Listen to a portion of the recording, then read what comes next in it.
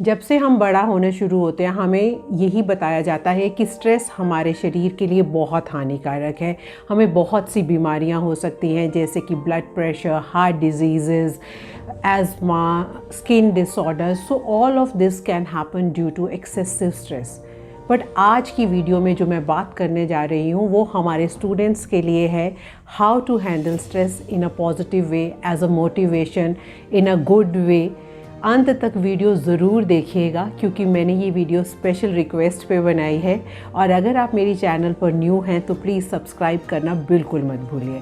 तो सबसे पहले जो फर्स्ट चीज़ हम बात करने जा रहे हैं कि हाउ डू यू टेक और perceive stress, how do you think about stress? If you think about stress and you tell your body कि ये जो स्ट्रेस है वो मेरे लिए एक न्यू चैलेंज को एक्सेप्ट करने के लिए है। जब जब आपकी हार्ट रेट बढ़ेगा, जब जब आपको पसीना आता है, जब जब आपको घबराहट होती है, तो आप अपने बॉडी को ये बता रहे हैं कि my body is preparing me to face a new challenge, I am rising up to new challenge.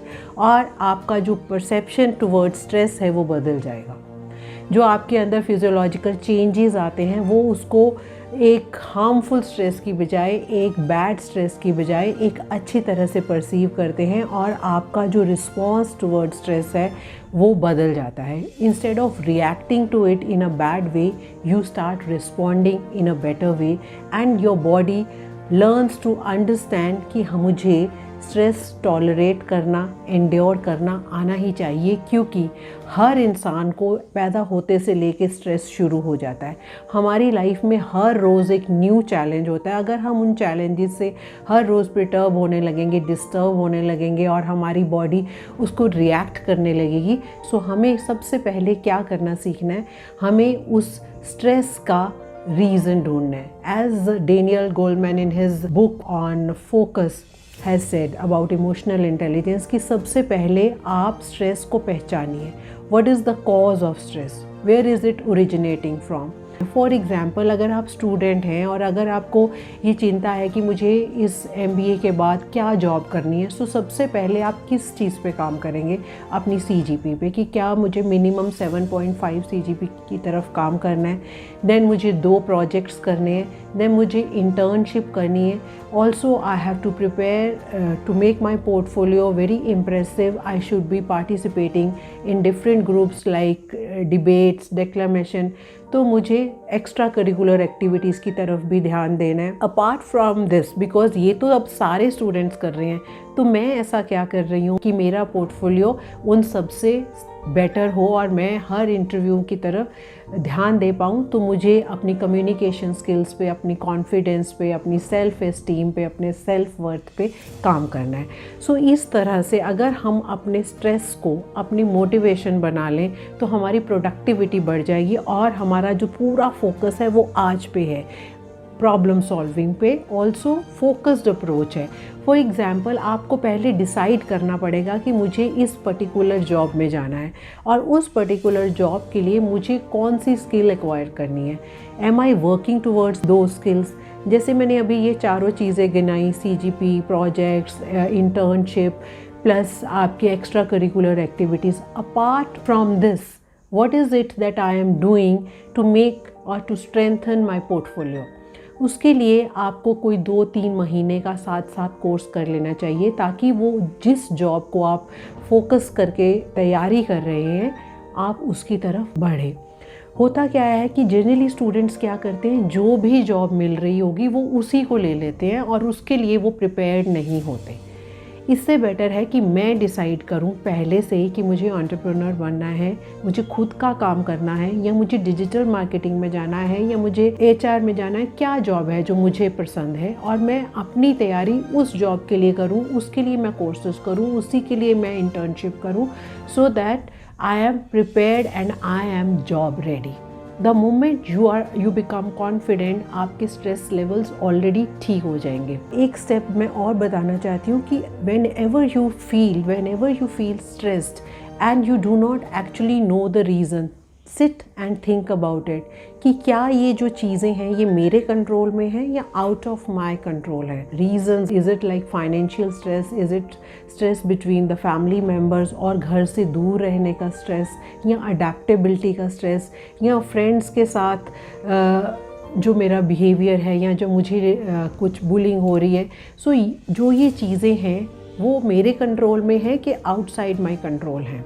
अगर जो चीज़ें आपके कंट्रोल में ही नहीं हैं तो उनके लिए हमें स्ट्रेस नहीं लेना.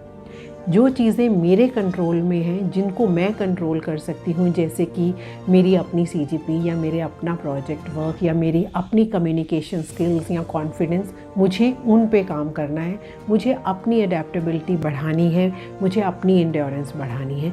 और जो outside my circle of control है उसके ऊपर ध्यान नहीं देना. So you have to shift your focus from outside to inside. One last thing that I want to say, stress comes from ignoring the things you should not be ignoring. It means there is something you are always thinking about doing your work and your productivity is not matching. So the more you think about your work, more will be the stress. So there is this equation, productivity is equal to stress plus motivation.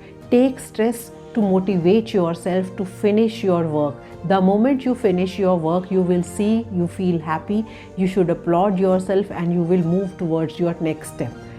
But if you carry on thinking about it and doing nothing about it, your productivity will suffer.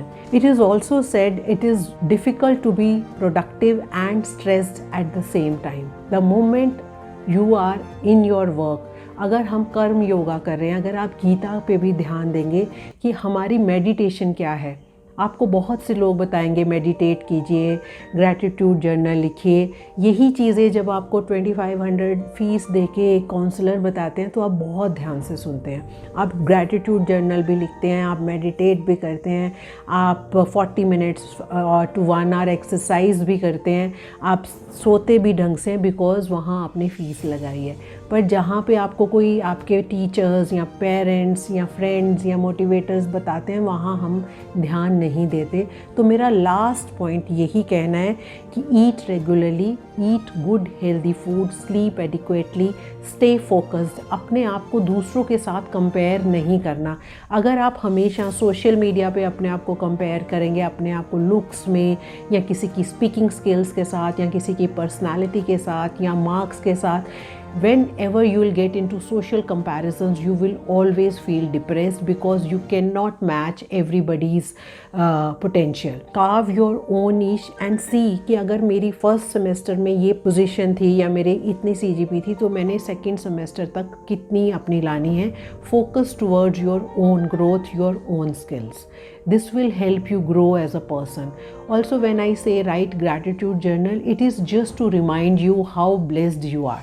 अगर आप 3 चीज़ें जो आपके दिन में बहुत अच्छी हुई हैं या आपके साथ कुछ भी अच्छा होता है, रोज़ रात को बैठकर लिखना शुरू करेंगे, your mind will perceive you as a happy person and you will feel less stressed. So remember these points. I hope it helps you, and if it does, don't forget to mention in the comment box. Thank you. Keep watching and do send me your other topics. I'll definitely address to those. Goodbye.